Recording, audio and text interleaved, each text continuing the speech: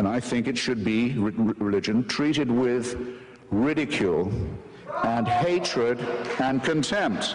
And I claim that right. Eto šta se desi kad se glupost i budalaštine iz srednjeg veka uguraju u škole i obrazovni sistem. Ljudi počnu da zamišljaju da su svakakve besmislice dozvoljene bilo kad i bilo gde. Naime, neka devojčica se prekrstila na času, a onda je profesor upozorio sve učenike da to ne radi. Postoji nekoliko razloga zašto je taj profesor apsolutno u pravu. Kao prvo, određene stvari se ne rade na času. Ne žvaće se žvaka, ne igra se fudbal, ne maše se rukom ispred lica, osim ako se ne teraju mušice. Ne igra se X-Ox. Ne rade se mnoge stvari koje su dozvoljene van učionice. U učionici nisu. Zna se šta se u učionici radi. Uči se, odgovara se, digne se ruka i tako dalje.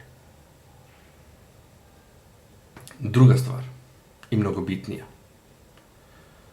Taj profesor je tu decu pokušao da nauči. To je, znate, ono suprotno od maloumnog sujeverja. Pokušao je da ih nauči da ne mašu rukama ispred lica, da ne bacaju soj za leđa, da ne beže od crne mačke i da se ne kriju od merdevina, znakova i drugih stvari, da ne brinu ako im se razbije ogledalo i tako dalje i tako dalje. Gomila besmislenih budalaština i gluposti. Tako da je čovek bio profesor. Pokušao je da obrazuje decu. A obrazovanje je suprotno od maloumne veronauke koja se na silu i protiv ustava ugurala u obrazovni sistem. Veronauka je zlostavljanje dece.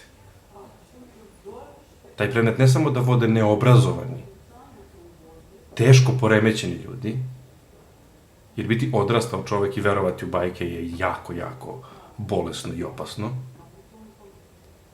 već se oni još i življavaju nad tom decom, ispirajući im male mozgove u razvoju. Lažima, i ne samo lažima, nego glupostima i budalaštinama. Bolesnim glupostima i budalaštinama. Dovoljno je da neko pročita bilo koji deo iz onoga što se, nažalost, naziva udžbenikom za taj kriminalni, nazovi predmet, pa da mu bude jasno o čemu se radi. Te ljude koji to rade deci i one koji su odgovorni i dozvolili im da to rade deci, uključujući i roditelje koji guraju svoju decu u te gluposti, bi trebalo najstrožije kazniti. I naravno da će neki reći sloboda veroispovesti, bla, bla. Da, tačno je. Svako ima pravo da bude glup. Svako ima pravo da bude zatucan, neobrazovan. Ima pravo da veruje u šta god hoće. Ima pravo da veruje da je Napoleon. Ima pravo da veruje u šta god hoće, sve dok ne ugrožava drugi. A silovanje dečjih mozgova tim budalaštinama, samo zato što on u to veruje, je kriminal. To je kriminalno zlostavljanje dece. I na to nema pravo.